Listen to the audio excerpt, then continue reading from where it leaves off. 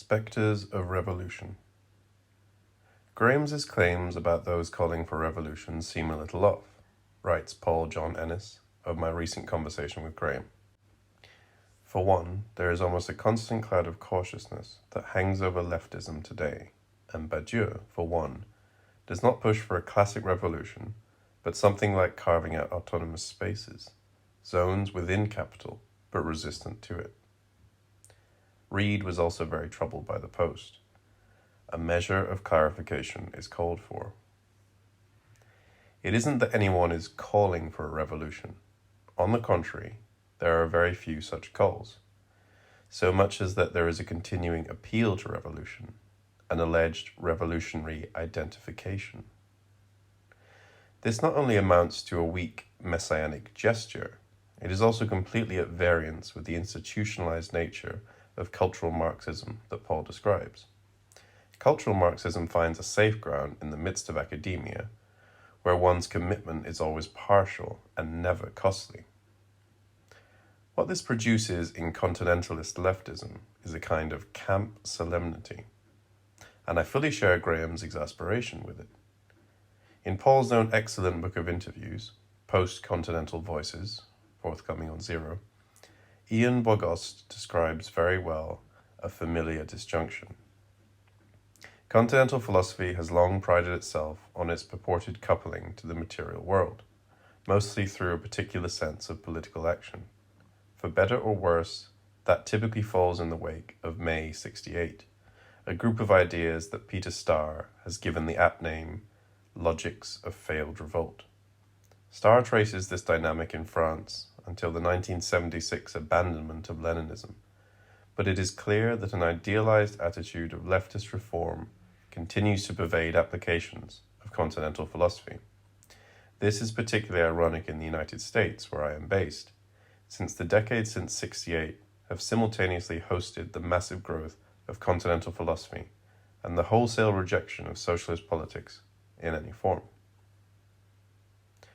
Moreover, I can grant everything that Reid, and Alex Andrews in the comments, say about the practical empirical left. No one involved in leftist organizations really expects a total and immediate eschatological transformation of society, nor have they for at least half a century. But this is to ignore the traces that the concept revolution carries with it, and the way that the left, of whatever stripe, remains haunted by those traces. I believe that revolution is, and has been for a long time, a malignant ghost for the left, and one of the regrettable effects of Badiou and Zizek has been to revive it. The fact that Badiou no longer thinks that either a Jacobin or a Leninist revolution is possible, that all we can hope for is some miserable autonomy from capital, only compounds this impasse.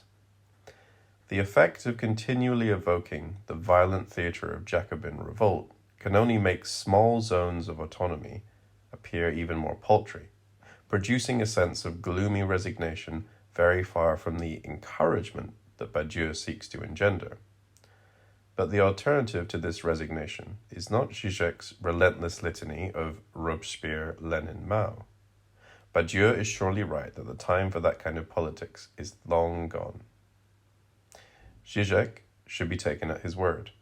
A real repetition of Lenin would entail a break from Lenin, and, I would add, from the coordinates of that exhausted tradition.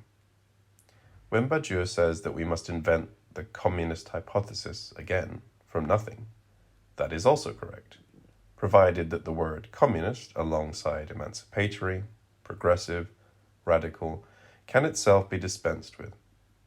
Such words, dulled by their ceaseless circulation in the cultural left, and by their appropriation in capital's new language, taste stale in our mouths. Badiou is nowhere more inspiring than when he writes of how exalting the task of inventing a new politics in the current conditions can be. And Zizek is right when he says that the very apparent hopelessness of the current situation ought to license an experimental attitude towards politics. So let's be clear. I am very far from saying that nothing can ever change. There has been some discussion of whether Capitalist Realism is a pessimistic book. For me, it isn't pessimistic, but it is negative. The pessimism is already embedded in everyday life. It is what Zizek would call the spontaneous, unreflective ideology of our times. Identifying the embedded, unreflective pessimism is an act of negativity which, I hope, can make some contribution to denaturalizing that pessimism, which, by its very nature, does not identify itself as such and is covered over by a compulsory positivity which forbids negativity. Far from nothing ever changing, something already has changed, massively. The bank crisis was an event without a subject, whose implications are yet to be played out. The terrain, the crashed present, littered with the ideological rubble of failed projects, is there to be fought over. And I believe that it can be seized by those who would be most deeply cooked in neoliberalism and post-Fordism. Not the French immobilizers, not the nostalgic 68ers, the hay bale agrarians, or anyone else resigned to playing Canute to the rising tide of capital. We can only win if we reclaim modernization.